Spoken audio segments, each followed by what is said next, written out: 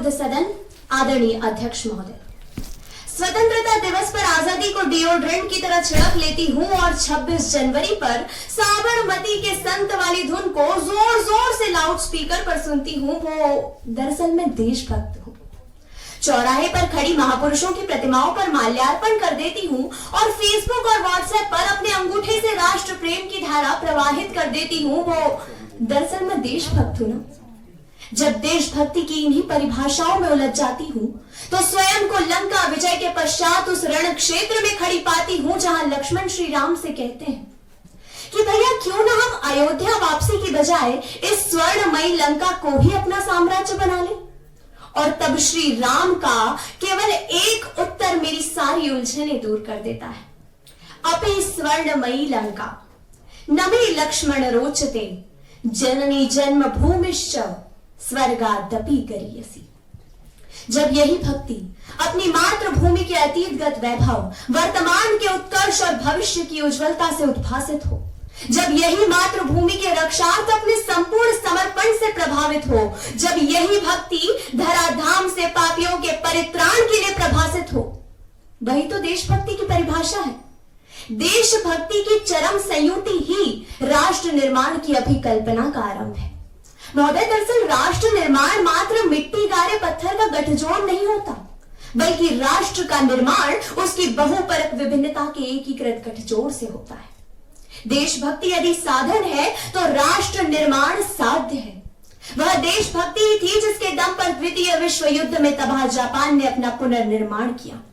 वह देशभक्ति ही थी जिससे फिनिक्स की तरह तबाह हो चुके इजराइल ने स्वयं को पुनर्जीवित किया। वह देशभक्ति थी जिसकी सदाशयता से रूस में जार के शासन का अंत हुआ।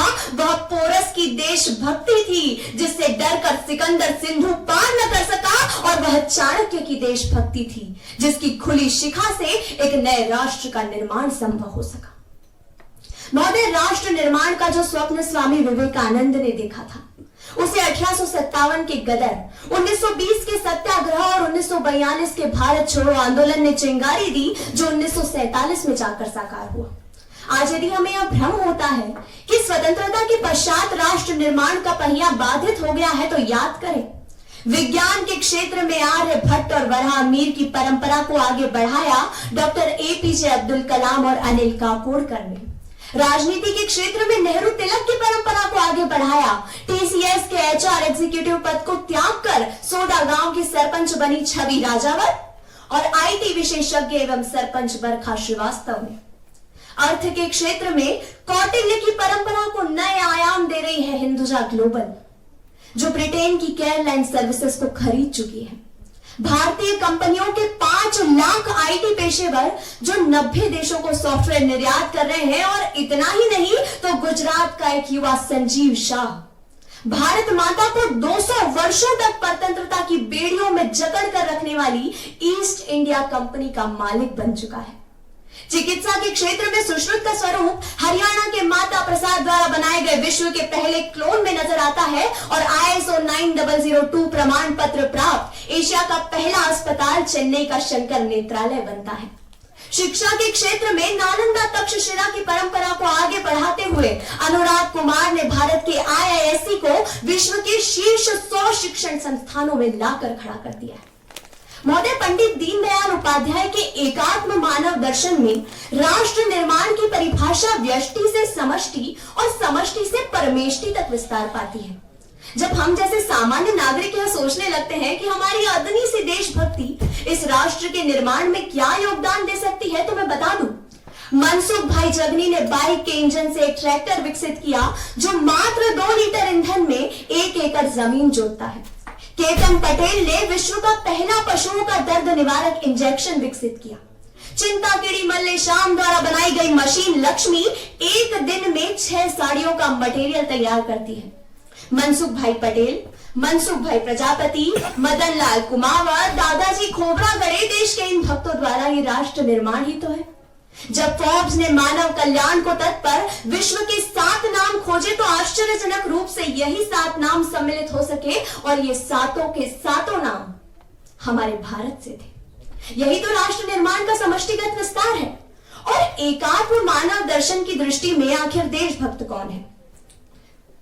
इसकी सीधी सी परिभाषा यह है कि जब देश की शोषित, कुंठित, पीड़ित जनता को देखकर आपके हृदय में अनुराग पैदा हो तो समझिए आप देशभक्त हैं। जब देश की अवनति आपको विक्षुब्ध कर दे और उन्नति से आप उत्साहित हो जाएं तो समझिए आप देशभक्त हैं। जब देश के प्रत्येक पुरुष में आपको पिता, पुत्र या मित्र दिखे और नारी को देखकर मातृत्व का चरित्र दिखे तो समझिए आप देशभक्त हैं। जब देश के प्रत्येक वृद्धाश्रम का वृद्ध आपको अपना परिवार लगे और अनाथालय का कोना कोना आपको अपना घर लगे तो समझिए आप देशभक्त हैं। लेकिन इस देशभक्ति से राष्ट्र निर्माण कैसे होगा?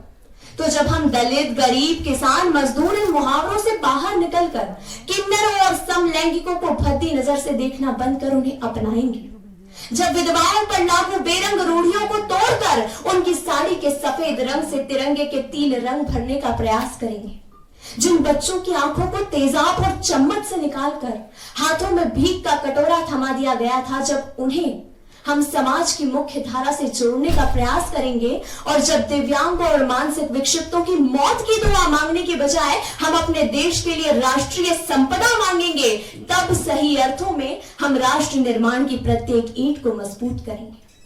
महोदय, गर्व होता है सुनकर जब केरल के वरदराजन अपने जीवन भर की कमाई से गरीबों को मुफ्त शिक्षा और स्वास्थ्य सुविधा मुहैया कराते हैं, जब आईआईटी के गोल्ड मेडलिस्ट बिहार में ऑर्गेनिक सब्जी कम दामों में गरीबों को बेचते हैं, जब आईआईटी के ही कुछ युवा जाति प्रथा उन्मूलन के लिए बिहार के गांवों को अपना कर्म क्षेत्र बनाते हैं, जब आईआईएम पुणे का एक छात्र विक्षिप्तों की साफ सफाई के लिए वैन लेकर सड़क पर उतरता है और जब आईआईटी का एक छात्र हैदराबाद और चेन्नई की सड़कों पर गरीबों को रोज मुफ्त भोजन कराता है, तब होता है एक भारत श्रेष्ठ भारत का निर्माण।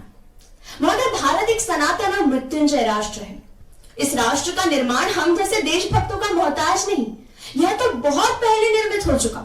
अब इसके निर्माण की नहीं बल्कि पुनर्निर्माण की आवश्यकता है और बनने की नहीं बल्कि संवरने की आवश्यकता है।